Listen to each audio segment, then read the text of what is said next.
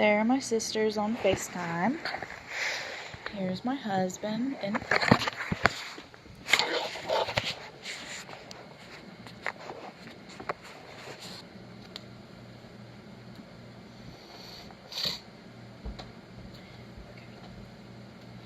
In 2017, pumpkin carving accounted for nearly 3,200 of the 16,000 Halloween-related injuries treated in the U.S. emergency departments.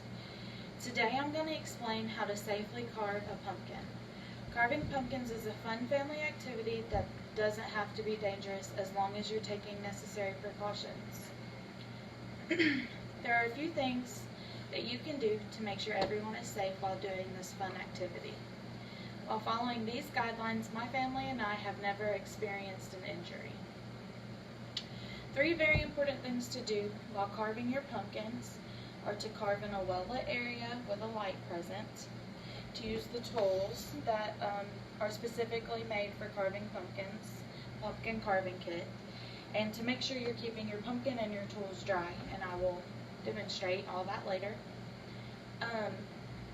The problem is obvious, but what are some things we can do to solve it? Well, one thing we can do is to make sure we can see as much as possible. The first step you should take to ensure the safety of you and everyone around you is make sure you're carving in a well-lit space. Make sure you've got a light present or you're outside during the daylight, so you're not, so you're very aware of where you're cutting, where your fingers are, and where everybody else is. Making sure you're carving in a well-lit space is going to significantly decrease your chances of cutting yourself or someone else.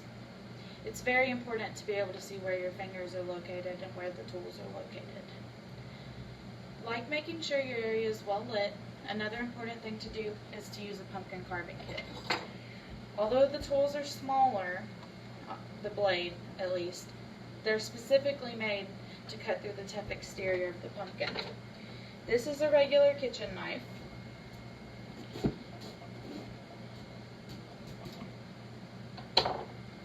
And then this is the tool that comes in a pumpkin carving kit.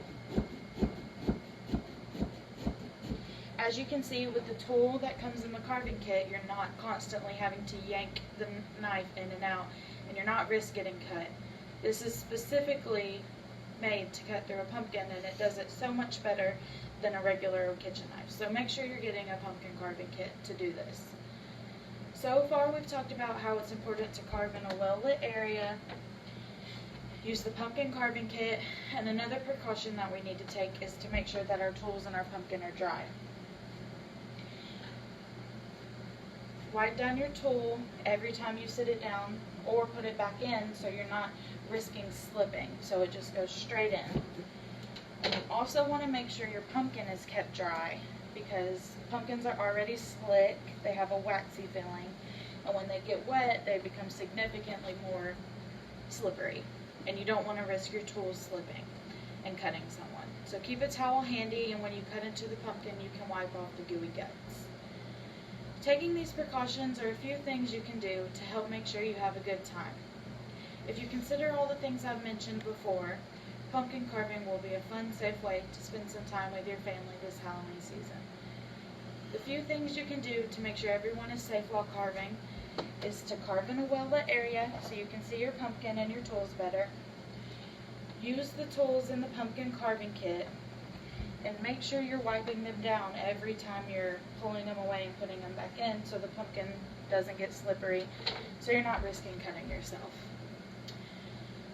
An easily avoidable injury can really put a damper on family time. Jack-o'-lanterns are scary, but let's make sure they aren't dangerous.